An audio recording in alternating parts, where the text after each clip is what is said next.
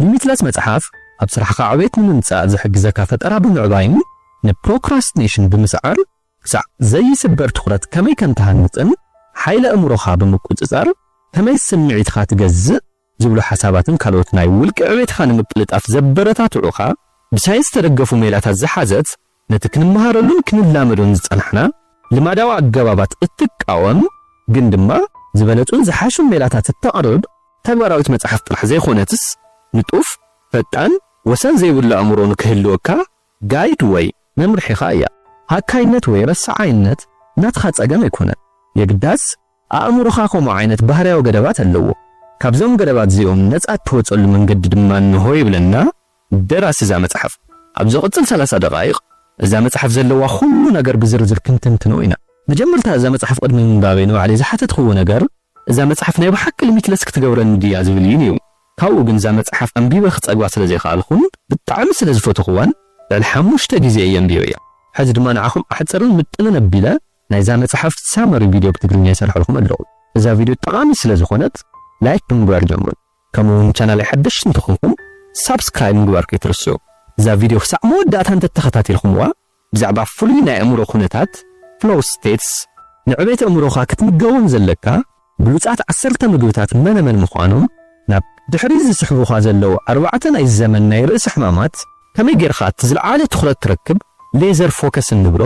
8 ዓይነት ብልሕታት መነመን እዮም ከመይ ናይ ምዝከር ክእለትኻ ተመሓይሽ ዝብሉን ካልኦትም ብዙሓት ክንርኢና መጀመርታ ግን ምስ ደራሲ እዛ መጽሓፍ ከላለይኩም ጂም ኩዊክ ይበሃል ንብዙሓት ውልቀ ሰባትን ትካላትን ብኸመይ ንምሃር ንዝክር ከመይ ብዝበለጸ መንገዲ ንሰርሕን ይዘምር ጂም ኩዊክ ኣብ ንስነቱ ከቢድ ጸገም አእምሮ ገጢምዎ ነይሩ እዩ ይኹን እምበር ነዚ ጸገም ንምስዓር ዝተፈላለዩ ስልትታትን ሜላታትን ብምምዕባል ነቲ ዝነበሮ ድኽመት ናብ ሓይሊ ብምቕያር ተመክሮኡ መሰረት ገይሩ ድማ ሰባት አእምሮኦም ብዝበለጸ መንገዲ ከመይ ከም ዝጥቀምሉ ንክሕግዝ ይወስን እዛ መጽሓፍ 15 ምዕራፋትን 256 ገጻትን ዘለዋ ኮይና 4 ቀንዲ ክፋላት ድማ ኣለዋ ንሳቶም እውን ተቀዳማይ ለአእምሮኻ حرام ውጻእ እቲ ኻልኣይ ኣተሓሳስባ ማይንድ ሴት እቲ ሳልሳይ ሞቲቬሽን ከምኡውን እቲ ራብዓይ ሜላታት ወይ ሜተድስ እዮም ሕድሕድ ክፋላት እዛ መጽሓፍ ተንቲና ክንሪኦም ኢና ሓቢርኩም ንጸንሑ ክፋል ሓደ ክንጅምር ማይንድ ሴት እንታይ ማለት እዩ ጂም ኩዊክ ከምዚ ይብል ማይንድ ሴት ወይ ኣተሓሳስባ ማለት ንሓደ ነገር ብዛዕባ ዘለካ እምነት ርእይቶ ስምዒት ኣረኣያ ማለት እዩ ኣተሓሳስባና ብተመክሮና بتمرتنا ببهلنا بسمعتنا يتصلو التحساسوانا نعلم كمي غيرنا كمن نرئيا كمي غيرنا كمن نفردن كمي عينت وسانتات كمن وسنن يصلونا ابز مصحف تطقص حد تقام ابنت ككفلكم المشوعات تميت عمتات اب سمنا وكفال هندي نحرماس بلصاننا هاللي حيزون نكيم لتدما امريتنا بستشخد شخد اسيروم يعبي ونيو نتحرماس هصاننا هاللو مساسرو كملتنا تستأثروا جمد كبت خليج فتن ግን ሹዓዓ ስለ ዘይብሉ ክልተ ሰው ይኽእል ካብኡ ተስፋ ይቆርጽ ሙሩሱን ብዛገመት ተተኣሲረ ክንቀሳቀስ ይኽእልን ኢሉ ሙሩሱ ስለ ዘእምኖ ወላውን ስዓበ ኣይኮነን ነትገመድ ወይ ሽኻል ኦማት እኳ ክነቅል ዝኽእል ሓርማዝ ተኣሲረ የዘለኹ ኢሉ ስለ ዝሓስብ ነታ ገመድ ንኽብጥሰን ክንቀሳቀስን ይፍትን ምክንያቱ ብቆሉ ነሃለ ተስፋ ስለ ዝቆረጸን ኣይኽእልን ኢሉ ሙሩሱ ስለ ዘእምኖን እዚ ተሓሳስባዚ ምምላጥን ኸይፍትን أسيرو يزحزو يبلنا كند حساب نايزا مصحف أب سلسة إيم المركز خوينو نساتهم دما مايند سيت موتيفيشن كمون ميتد سيو جيم كويك نزام سلسة إيم ناي سوبر هيرو فريمورك يريزوهم التحساسبا وي مايند سيت زعبا بلحن ممهارن زلونا تابيلاتات درات زقورو أمنتات كمي غيرونا كمي نساقرو ممهرنا موتيفيشن دما حدا تقبال نتقبال نكنن كساقس زدلينا حيلو يبلنا أجابات وين ميتدس دما نقولتو في نباب نمحاش زخري كمون زتمحاشا نهار نكهلنا زحجزنا منقد يبل التدراسي زي مسلستيهم بحوار كنفصمو ملنا زي المقنعات حدا سبات صبو زبها المايند سيتن موتيفيشن اللو زوم سبات زيهم كل جزء انسبايرد زون سبات يوم انتهي 5 دولار فولتو يوم عرسه ملكته أمن نعلم زرو المنقد نستستخاخل ايو زخونه سرح المسرح كل جزء بلان زغورو سبات يوم كم زخونه ነገር ደልዩ ዕረፍት ዘይብሉ ዓይነት ሰባት እዮም ግን ከምዚኦም ዝበሉ ሰባት እቲ ዝሓሰቡ ሓሳብ ከመይ ናብ ተግባር ክልውጥዎን ከውዕልዎን ከም ዝኽእሉ ስኪል ስለ ዘይብሎም ኣብ ስራሕ ባዶ እዮም ይብለና ካልኦት ሰባት ድማ ኣለዉ ጽቡቕ ሞቲቬሽንን ሜተድን ኣለዎም እዞም ሰባት እዚኦም ድማ ናይቶም ልዕል ኢልና ዝጠቐስናዮም ሰባት ተጻራሪ እዮም ናይ ስራሕ ሰባት እዮም ዝሰርሕዎ ስራሕ ዝፈትውን ሕድሕድ ዝሰርሕዎ ስራሕ ፓሽኔት ኮይኖም ተጠንቂቖም እዮም ዝሰርሑ ግን ድማ ነቲ ዝሰርሕዎ ስራሕ ክፈለን ኣለዎ ኢሎም ዝሓስብዎ ክፍሊት ንምጥያቕ ኣዝዮም ዝፈርሑን ዝሓፍሩን ዓይነት ሰባት እዮም ይብለና ምኽንያቱ ድማ ዝሰርሑን ተሰርሑ እኹል እየ ኢሎም ዝሓስቡ ሰባት ኣይኾኑን they lack mindset ካልኦት ሰባት ከዓ ኣለዉ ጽቡቕ ማይንድሴትን ሜተድን ኣለዎም እዞም ሰባት እዚኦም ድማ መብዛሕትኡ ግዜ more experienced ዝኾኑ ሰባት እዮም ኣብ ዝኾነ ስራሕ ይኹን ሞያ ንብዙሕ ግዜ ብምጽናሕ ማስተር ብምግባርን ዝመጽእ ሜንታሊቲ እዩ ዘለዎም ዝሰርሕዎ ስራሕ ብደንብ ዝፈልጡን ንዝሰርሕዎ ስራሕ ድማ ክብሪ ዘለዎም ሰባት እዮም ይብለና ግን ድማ ሞቲቬሽን የብሎም ነቲ ስርሖም ንምስራሕ ምልዕዓለ ይትርኢሎም ደራሲ እዛ መጽሓፍ ሊሚትለስ ናብ ዝበሃል ስቴት ንምእታው እዞም ሰለስተ ነገራት ባላንስ ክንገብረለና እዩ ዝብለና ንሳቶም ድማ ማይንድሴት ሞቲቬሽንን ሜተድስን እዮም ይብለና ብዛዕባ ጂኒስ ዝበሃሉ ሰባት ክትሓስብ ከለኻ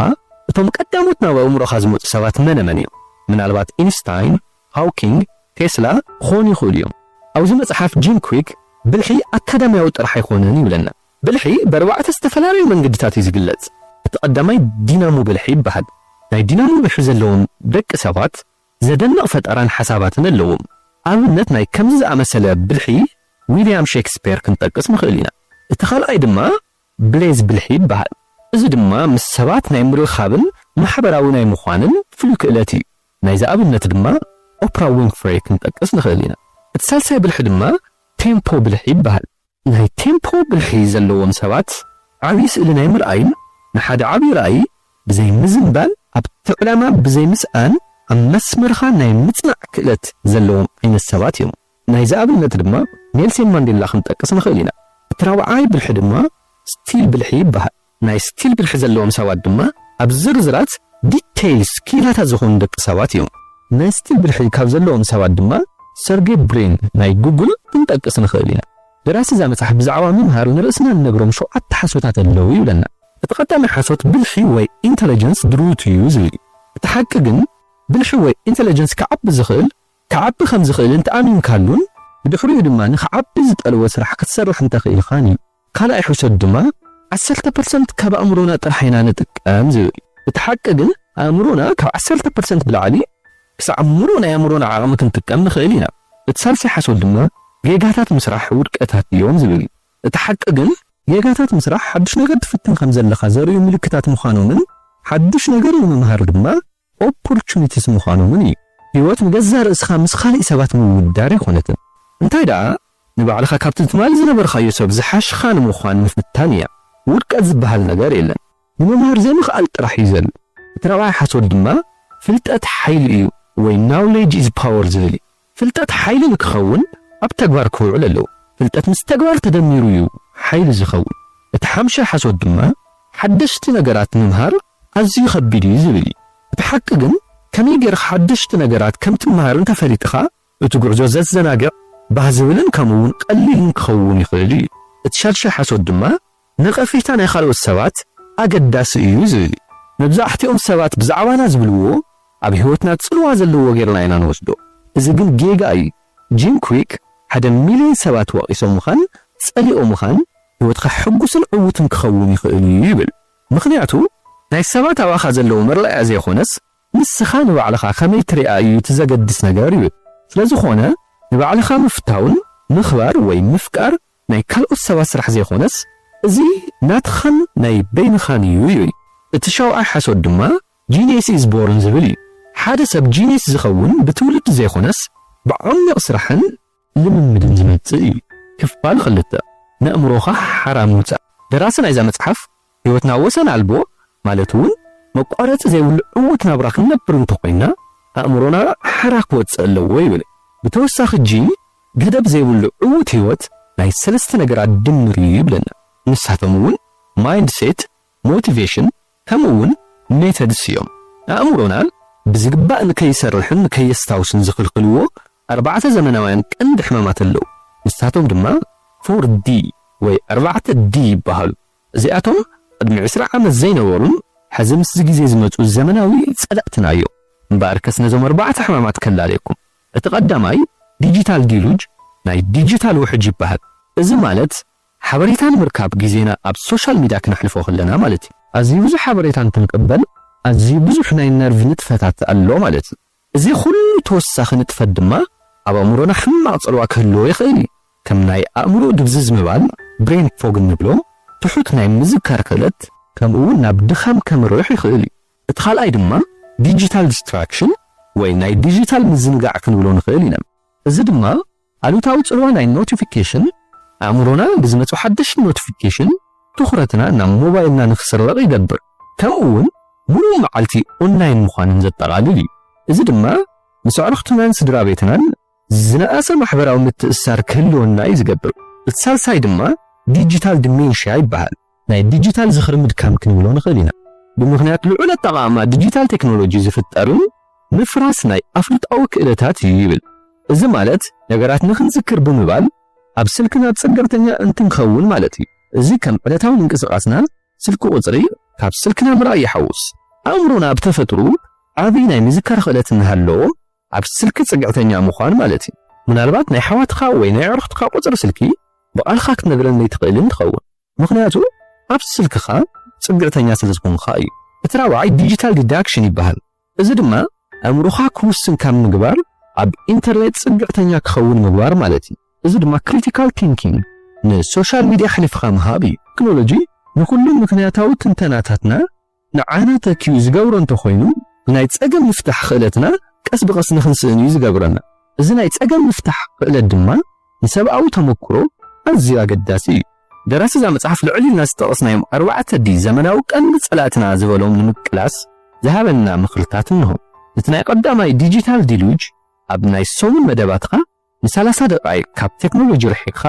ኣእምሮኻ ንምፅራይን ንምዕራፍን ከምኡውን ፈጠራዊ ንምዃን ዝዓለመ ግዜ ሃሊኻ። እቲ ካልኣይ ዲጂታል ዲስትራክሽን ንኣብነት ከም ናይ ሶሻል ሚድያ ኖቲፊኬሽን ናይ ፌስቡክ፣ ቲክታክ፣ ኢንስታግራም፣ ዩቲዩብ ይኹን ናይ ዘየድልዩኻ ሓደ ኣፕሊኬሽን ኣብ ስልክኻ ናብ ዘሎ ናይ ኖቲፊኬሽን ሴቲንግ ኺድሞ ንኹሎም ወይ ኣየድልዩን እዮም ኢልኻ ናይ ተሓስቦም ኣጥፋእዮ ይብለና። እቲ ሳልሳይ ዲጂታል ዲሜንሽያ ድማ ናይ ሓደ ዘገድሰካ ሰብ ስልኪ ቁፅሪ ብኣእምሮኻ ኣብ መዓልቲ ሓንቲ ደቂቓ ወሲድኻ ንሚሞሪኻ ኣለማምዶ ሸምድዶ ሚሞራይዝ ግበሮ ይብለና። ነቲ ራብዓይ ዲጂታል ዲስትራክሽን ድማ ብዛዕባ ሓደ ክትውስኖ ዘለካ ውሳነ ሕሰብ እሞ ነቲ ውሳነኻ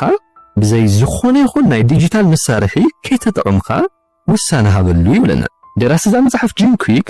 ምምሃር ማለት ሓድሽ ኒውሮ ኮኔክሽን ምፍጣር ማለት እዩ ይብለና። ስለዝኾነ ዕዉት ዝኾነ ምንባብን ምምሃርን ንክህልየካ ዝሕግዙ ሜላታት ኣለዉ ይብለና። ንሳቶም ድማ ፋስተር ሜተድስ ሲሉ ይፅውዖም። FASTER ኤፍ ፎርጌት ዝብል ዝውክል እዩ። ኣእምሮኻ ዘጨንቑ ነገራት ብምርሳዕ ንምንባብን ንምምሃርን ምድላው እዩ። ሓድሽ ሓበሬታ ንምቕባል ኩሉ ግዜ ክፉት ኣእምሮ ኦፕን ማይንድ ይሃሊኻ። ብዛዕባ ሓደ ርእስቲ ኩሉ ከም እትፈልጦ ክትሓስብ ከለኻ ሓድሽ ፍልጠት ንከይትቕበል ኢኻ ንባዕልኻ ተዓግቶ ዘለኻ። ብተወሳኺ ክትምሃር ወይ ክተንብብ ክትፍትን ከለኻ ካልእ ሓሳብ ናብ ኣእምሮኻ እንተደኣ መፅዩ ኩሉ ግዜ ኣብ ኢድኻ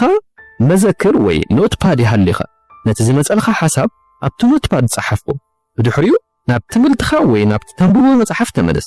ነቲ ዝመፀልኻ ሓሳብ ብምጽሓፍኻ ጥራሕ ኣብ ትምህርትኻ ክተተኩርን ነቲ ዝመፀልኻ ሓሳብ ድማ ኣእምሮኻ ንግዜውን ክሓድጎን ይኽእለካ እዩ። እቲ ካልኣይ ኣክት ንዝብል እዩ ዝውክል። ባህላዊ ትምህርቲ ንብዙሓት ሰባት ምምሃር ከም ፓሲቭ ተመክሮ ከም ዝኾነ ሰልጢንዎም እዩ። ኣብ ክፍሊ ትቕመጥ፣ ነቲ ፕሮፌሰር ትሰምዖ፣ ካብኡ ነቲ ሓበሬታ ተቐበሎ። ምምሃር ግን ከም ተዓዛቢ ስፖርት ኮፍ ኢልካ ምርኣይ ኣይኮነን። ስለዚ ክትምሃር ከለኻ ኖት እናወሰድካ ሃይላይት እናገበርካ ነቶም ሓደሽቲ ኮንሰፕት ምስ ተግባራዊ ኣብነታት ወይ ስቶሪስ ክተራኽቦም ኣለካ። እዚ ድማ ነቲ ፍልጠት ክተዕምቆን ክተደልድሎን ነቲ ትምህርቲ ፕራክቲካል ንምግባር ወይ ቪዥዋላይዝ ንምግባር ክሕግዘካ እዩ። ሳልሳይ ድማ ኤስ ንስቴት እዩ ዝውክል። ምምሃር ኣብ ኩነታት እዩ ዝምርከስ። ስለዝኾነ ክነንብብ ወይ ክንምሃር ከለና ብዝተኻእለና መጠን ኣብ ጽቡቕ ስቴት ወይ ኩነታት ክንኸውን ኣለና። ኣብ ጽቡቕ ስቴት ወይ ኩነታት ንኽትኸውን ክትገብሮም ዘለካ ድማ ምናልባት ኣቃውማኻ ወይ ፖስቸር ምቕያር፣ ተወሳኺ ብሪዚንግ ኤክሰርሳይዝ ቅድሚ ትምህርቲ ምቕማጥኻ እንተተግቢርካዮም ኣብ ጽቡቕ ስቴት ወይ ኩነታት ንኽትኸውን ክሕግዙኻ እዮም ይብለና። ቲ ንቲች ዝብል ዝውክል እንትኸውን እዚ ድማ ክነንብብ ወይ ክንምሃር ከለና نتحابريتا نخالي سب نمهار بزبل انتنشن تمهار وي زنبو خايو نجر نخالي سب رد انتريزوكل إذا دما كمهارو تمرتي بتلقت آتيخا ممهارو مجنزاون مالتي ريفيو يزوكل هذا كابتم زبالتو من قدتات نفورجيتين كارفن من الكاي نتستمر خايو بستفلا ليجيزين مزكار تمليس خامن باوي كفال سلسته موتيفيشن دراسة زي متحف موتيفيشن هذا تجوار لك تنقص زدليك حيلي يبلنا زعما موتيفيشن سلسته حسوتات اللو يبلنا تقدم حسوت موتيفيشن دروت وي فيكسد يوزبلي تحققن موتيفيشن كتعبير يدخل يخا تخلى حسوت دما هذا نجر نختجبرو خطفت ولا كازبلي تحققن هذا نجر تجبرون ولا كوا كتجبرو كيف فتخان ختجبرو زجبرا كان أخذين دلدول المخنات strong enough reason كله كان قبله طرحي سلسة حسوت موتيفيشن هذا نجر زلني وزيب اللي يوزبلي تحققن موتيفيشن كتفترة النجارين لذي بمسألة limitless مصحف ناي موتيفيشن فورمولا موتيفيشن يخون علامة كرلاوح حيلي كرلاوح ناشتو سجومتات وي سمول ستيبس النجروميوم لذي نتصر علامة يدلين نمفتسامو حيلي يدلينا كم نفرحن من الماسن لكن استخاخر نشتي قللتن سجومتات سمول سيمبل ستيبس موساد يدلينا يوري قدم كبير كم زرقاقتنا يو هذا نجر لخن جورو كندفافان كنفوتونا يبلينان انت خونا جن سلامنتاي نتنجر كتجورو كم زلكا نتصر علامة كيلو كالو سلامنتاي نزيك مهارو يكجورو لنيلخا نرسخاك تحتتي زلكا إذا مصحف أمونغو فقر مويان وي باشنن علامة وي بيربزن كي تجاجيون يبره علامة خا أمدل زلخالو مخنياتي من على بعد دمان سبات محجاز كخون يخل سلازي دراسنا إذا مصحف جيم كويك باشنو مهاري علامة وقنا نسوات كم يجيرم كم مهارو مهاري سلازي علامة خات فولتو ليخا انت زي فلي تخيو تقام يقولون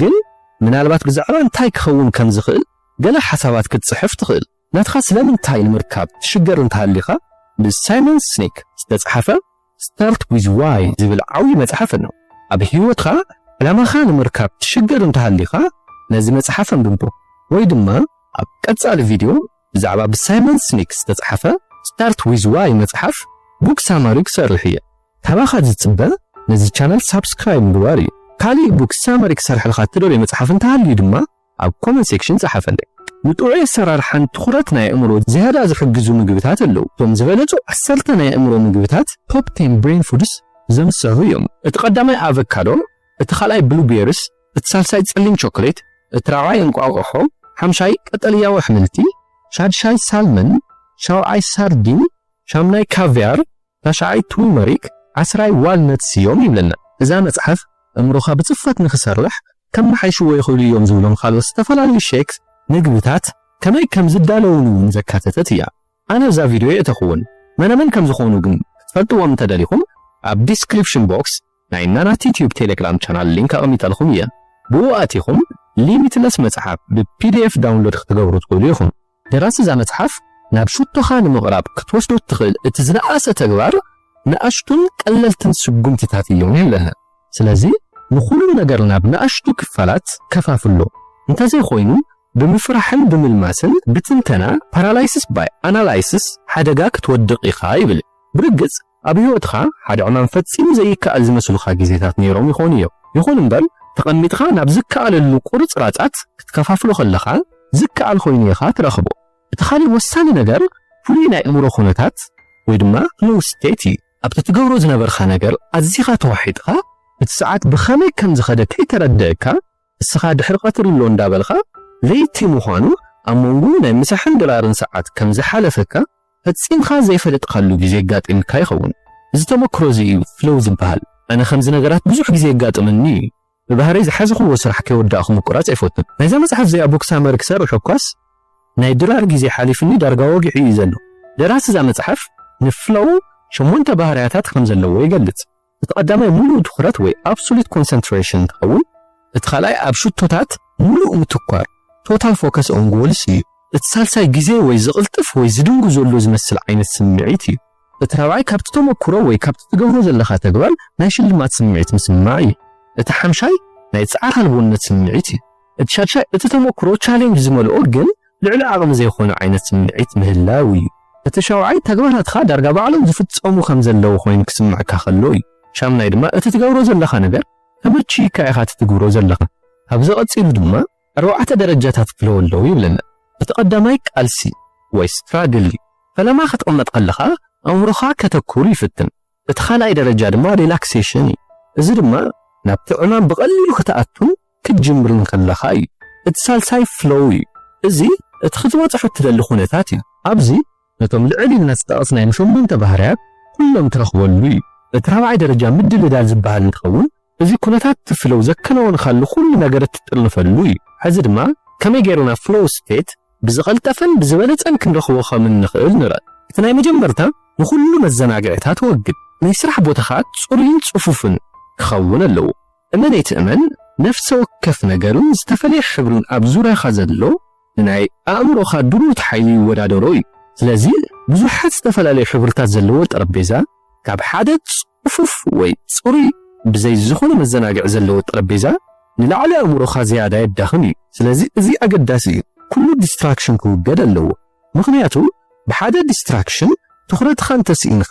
ተመሊስኻ ናብ ፍሎው ስቴት ንምእታው ዳርጋ 20 ደቂቓ እዩ ዝወስደልካ ስለዝኾነ ናይ ዲስትራክሽን ተኽእሎ ዘለዎ ነገራት ንምውጋድ ዝከኣለካ ኩሉ ምግባርካ ኣረጋግፅ ናብ ኩነታት ፍሎው ንምእታው ብትግሃት ተሓስብ እንተሃሊኻ እቲ ካልእ ኣድላይ ነገር እኹል ግዜ ምፍቃድ እዩ ምክንያቱ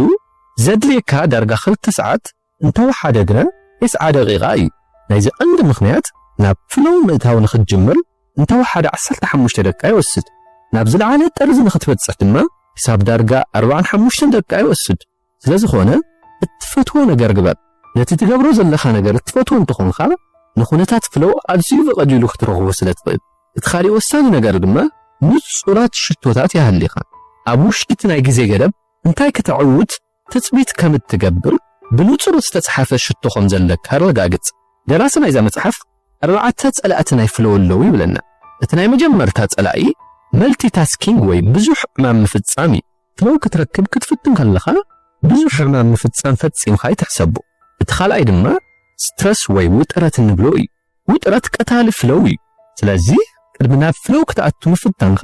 ንውጥረትካ ተቆጻጸሮን ኣወግዶን እቲ ሳልሳይ ድማ ፍርሒ ውድቀት ፍጹምነት ምድላይ ፐርፌክሽኒዝም ንፈጠራን ሓድሽ ምህዞን ክንክይ ዝገብር ስለዚ ቁርብ ናይ ፍጹምነት ጉድለት ብሓቂ ጸገም ከምዘይ ውሉ ንርእስኻ ክትእምኖ ኣለካ እቲ ራብዓይ ድማ ናይ እምነት ጉድለት ወይ ንኣእምሮኻ ምጥርጣር ሓደጋ እዩ ስለዚ ዝኾነ ኣገዳሲ ነገር ክትዕውት ከምዘይ ትኽእል እንተዘይ ኣሚንኻ